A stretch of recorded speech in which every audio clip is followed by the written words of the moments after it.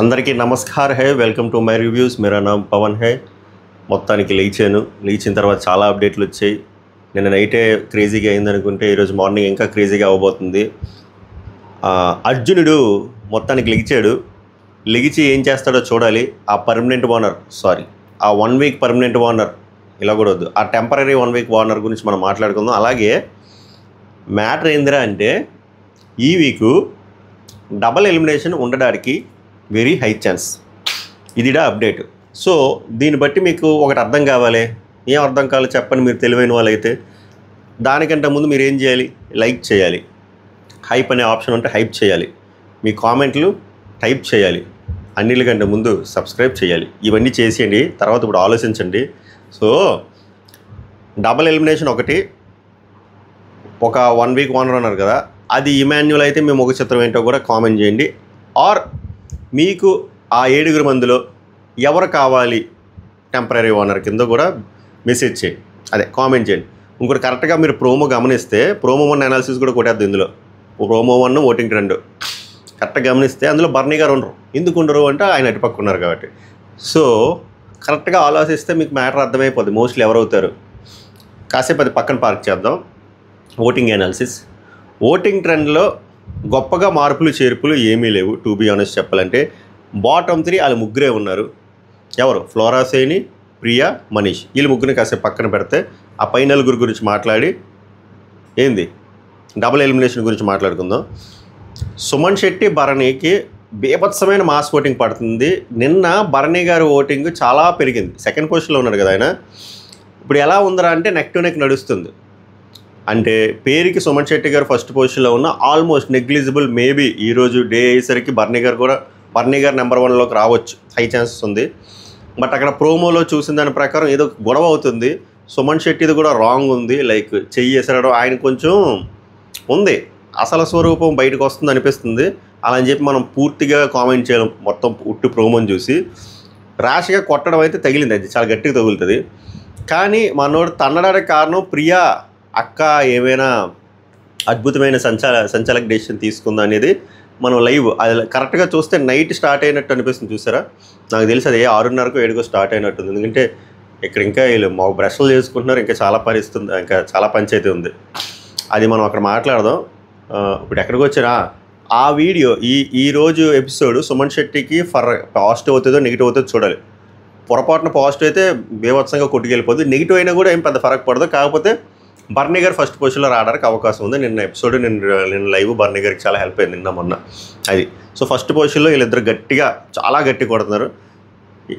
ఇంకోటి మర్చిపోయా అసలైన అప్డేట్ వైల్డ్ కార్డులో ఆ సీరియల్ యాక్టర్ ఉంటారు కదా ముఖేష్ ఆయన రావడానికి హై ఛాన్స్ ఉంది వైల్డ్ కార్డులో చాలా చాలా అంటే చాలా ఆర్ శివ్ ప్రియాంక జైన్ అది పిఎన్సి ఇద్దరు వచ్చారు వీళ్ళిద్దరిలో ఒకరు వస్తారు రాసి పెట్టుకోండి సుహాసిని గారు అని చెప్పి స్టార్ మా పరివార్ గేమ్లో మన చిన్నప్పుడు అంటే నా చిన్నప్పుడు బాలాజీ గారు అనుకుంటే సినిమా చేశారు ఆమె ఎందుకంటే మా స్టార్ మా కోటాయ కాబట్టి ఆమె రావడానికి కూడా హై ఛాన్స్ ఉంది సో ఏందిరా అంటే కొంచెం స్టార్ వాల్యూ ఉన్న సెలబ్రిటీస్ని తేడానికి వాళ్ళు చూస్తున్నారంట సో చూసుకోండి మరి గట్టిగా ఉంటుంది ఈసారి గ్రాండ్ లాస్ 2.0 ఎందుకంటే ఇక్కడ తేలిపోతుంది ఇంకోటి డబుల్ ఎలిమినేషన్ పెట్టినప్పుడే మీకు అర్థం కావాలి వాళ్ళు కామన్ లేరు పారేద్దాం అని చెప్పి ఫిక్స్ అయిపోయారు సో దేర్ ఆర్ 2 పాసిబిలిటీస్ నేను మళ్ళీ ఇటువైపు వచ్చేస్తున్నాను ఏంటి వీళ్ళిద్దరు అయిపోయారు కదా తర్వాత 3rd 4thలో 3rd పొజిషన్లో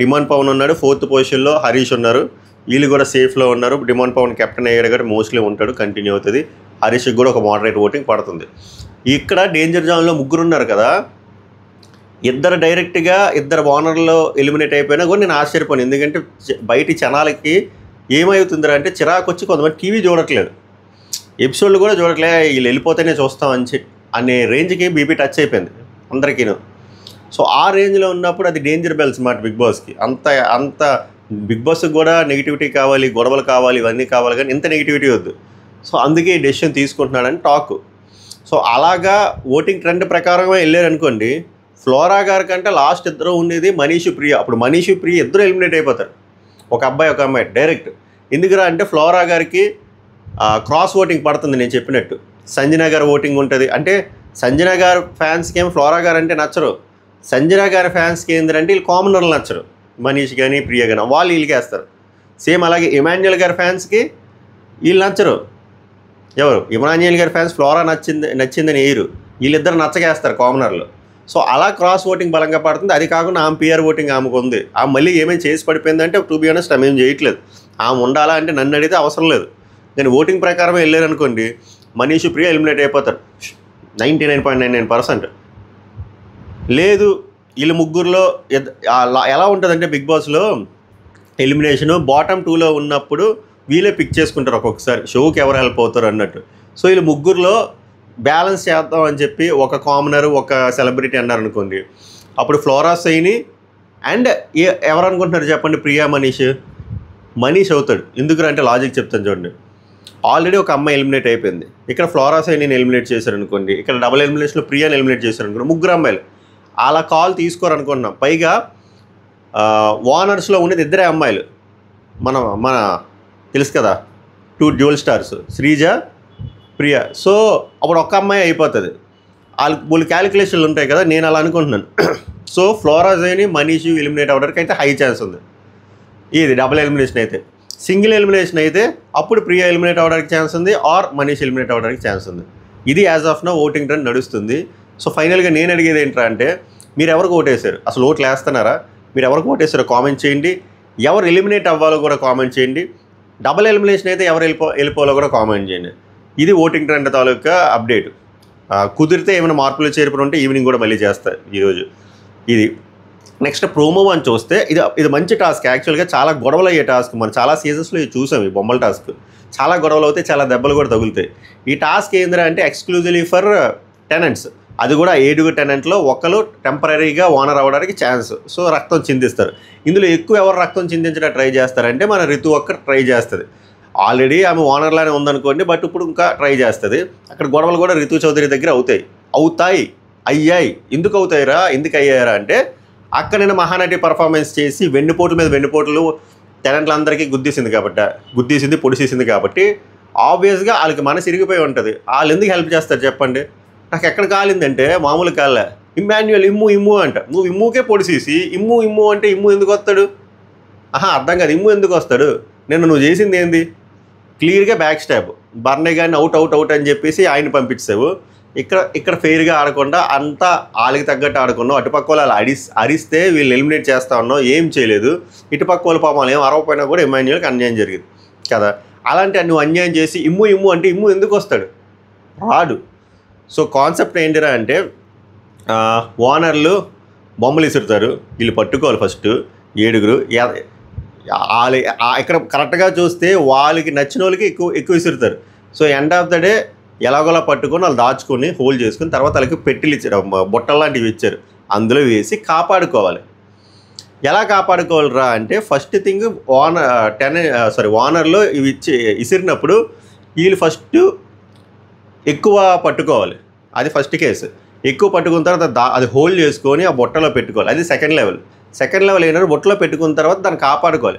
ఆ తీయడానికి ఓనర్లు రారు, టెనెంట్ల మధ్యలోనే కొట్టుకుసావాలి. మనకు ప్రోమోలో చూసిన దాని ప్రకారం ఫస్ట్ ఫ్లోరాగా అటాక్ చేశారు అందరూ, మెజారిటీ అందరూ అనగానే, ముఖ్యంగా సంజన. సో ఫ్లోరా ఎలిమినేట్ అయిపోయింది. దాని తర్వాత ప్రోమో ఎండింగ్లో చూస్తే మనకు అర్థమైంది ఏంటంటే సుమన్ శెట్టి గారిని ఎలిమినేట్ చేశారు. ఇంకా 5 ఉన్నారు. కానీ ప్రోమోలో విధ్వంసం ఎక్కువ ఎవరికి జరుగుతుందిరా అంటే రితు చౌదరికి, సంజనకి. ఇంత విధ్వంసం జరిగినప్పుడు ఆడవాళ్ళు ఎలా ఉంటారంటే నేను పోతే అంకులు కూడా పోవాలి అనే టైప్లో ఉన్నారు కాబట్టి అక్కడ ఆడవాళ్ళు అన్నానని చెప్పి అందరూ ఆడవాళ్ళు ఫీల్ అవుతారు. సరే అక్కడ ఎలా ఉంటుందంటే ఇప్పుడు రితు చౌదరి పోయింది అనుకోండి, ఊరికి వచ్చి సంజన లేపేస్తుంది. సంజన పోయింది అనుకోండి, అసలు ఊరికి రితు లేపేస్తుంది. అక్కడ చాలా గొడవలు కూడా అవుతుంది. మధ్యలో తనూజను కూడా టచ్ చేశారు కానీ మళ్ళీ ఆమె పెట్టేసుకుంది. సో ఆ కాన్ఫ్లిక్ట్లో నాకు అర్థమైంది ఏంటంటే వీళ్ళిద్దరు కూడా పోతారు. అప్పుడు ఎవరు మిగులుతారు? తనూజ, రాము, ఇమాన్యుయల్. ముగ్గురు close. So end of the day నేను అనుకోవడం పెద్ద అంటే వీళ్ళు టెనెంట్స్ యాంగిల్ ఎలా ఆలోచిస్తారు? ఇమాన్యుయల్ 2 సార్లు వెళ్ళాడు కదా, సో ఇమాన్యుయల్ వెళ్తే బాగుంటుంది అని ఆలోచిస్తారా? లేకపోతే మనకున్న ఏకైక స్ట్రాంగ్ కంటెస్టెంట్ ఇమాన్యుయల్ పంపించేస్తే మనమేం చేస్తాంరా అని చెప్పి రాము వెళ్తాడా లేకపోతే తనూజ వెళ్తుందో చూడాలి.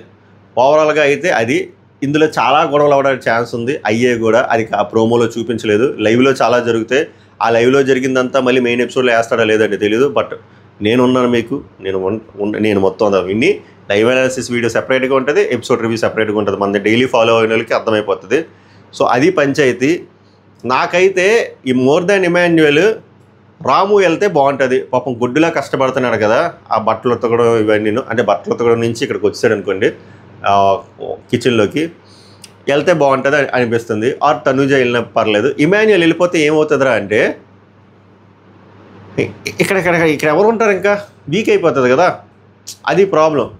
సో మీరు కామెంట్ చేయండి. మేబీ నాకు గుర్తు కూడా రావట్లేదు, బర్నీ 1 వీకే ఆర్ పర్మనెంటా, నేను ఎక్కడో మిస్ అయ్యాను. ఒకవేళ 1 వీక్ అయితే మళ్ళీ బర్నీ గారు వస్తారు. కానీ బర్నీ గారు ఒకవేళ వచ్చినా ఒక అబ్బాయి ఇటు వెళ్ళిపోయినప్పుడు వీక్ అయిపోద్ది. వాళ్ళ దగ్గర ఉండే అబ్బాయిలే తక్కువ మంది. అంటే ఫిజికల్ గేమ్లు పెట్టినోడు వీళ్ళు తేలిపోతున్నారు అబ్బా, సింపుల్గా చెప్పాలంటే. అంతకు మించి చేయలేదు, ఎవరిని తక్కువ చేయాలని కాదు కానీ తేలిపోతున్నారు. అందుకే స్ట్రాంగ్ మేల్ కంటెస్టెంట్లు ఇక్కడ ఉంటే బాగుంటుందని నా అభిప్రాయం. బట్ చూడాలి ఎవరు వెళ్ళారు ఏంటి అనేది. వీళ్ళు స్ట్రాటజిక్గా ఆలోచిస్తే ఇమాన్యుయల్ వెళ్ళకూడదు. బట్ మనకు ఆ స్ట్రాటజీస్ మనకు ప్రోమోలో చూపించలేదు కాబట్టి. బట్ గేమ్ ముందు వీళ్ళు కన్ఫామ్గా స్ట్రాటజీ మాట్లాడుకుని ఉంటారు. బర్నీ గారు కూడా చెప్పుకుంటారు, ముఖ్యంగా తనూజ ఇమాన్యుయల్ స్ట్రాటజీ మాట్లాడుకుని ఉంటారు, రాము. సో వీళ్ళు స్ట్రాటజీ ఏంటి, ఎవరు వెళ్దాం అనుకుంటున్నారు అట్లీస్ట్. ఎందుకంటే నిన్న వాళ్ళు అర్థం చేసుకున్నారు. సుమన్ శెట్టి కూడా అంటాడు, అన్న అనవసరంగా నిన్ను ఇచ్చేసామన్నా, అక్కడికి స్ట్రాంగ్ ప్లేయర్ని ఇచ్చేసామన్నా, ఇప్పుడు మాకు అర్థమవుతుంది అని. సో వాళ్ళు రియలైజ్ అయ్యారు. సో వాళ్ళు రియలైజ్ అయినప్పుడు మళ్ళీ అదే గేమ్స్ పడుతున్నారు. ఒక టెంపరీ ఓనర్గా ఒక టెనెంట్ నుంచి ఒకరు వెళ్తున్నారు అన్నప్పుడు ఈసారి స్ట్రాంగ్ ప్లేయర్ పంపకూడదని నా పాయింట్ ఆఫ్ వ్యూ. చూద్దాం ఏమవుతుంది. అది ఓవరాల్గా ప్రోమో 1. ఓటింగ్ ట్రెండ్ ఆల్రెడీ చెప్పాను కదా, డబుల్ ఎలిమినేషన్ ఉండడానికి హై ఛాన్స్ ఉంది. ఎందుకురా అంటే గ్రాండ్ లాంచ్ 2.2లో ఒక మంద వస్తుంది. సో మళ్ళీ బ్యాలెన్స్ చేయాలి కదా, అందుకే ఆడియన్స్ బాగా వెక్స్ అయిపోయారన్నమాట ఈ కామనల్ చేస్తున్న ఈ గోలకి, ఈ చేపల గోలకి. సో అందుకే డబుల్ ఎలిమినేషన్ మేకర్స్ పెట్టారు అని చెప్పి గట్టిగా వినిపిస్తుంది టాక్. సో దానిపైన మీ స్పందన ఏంటో చెప్పండి. మళ్ళీ లైవ్ అప్డేట్స్లో కలుద్దాం. మిడ్ నైట్ రివ్యూ చేశాను, మంచి హిలేరియస్గా వచ్చింది.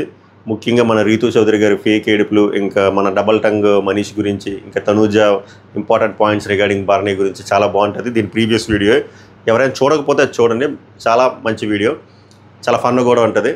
మళ్ళీ నెక్స్ట్ వీడియోలో కలుద్దాం. సభకు నమస్కారం, ధన్యవాదాలు.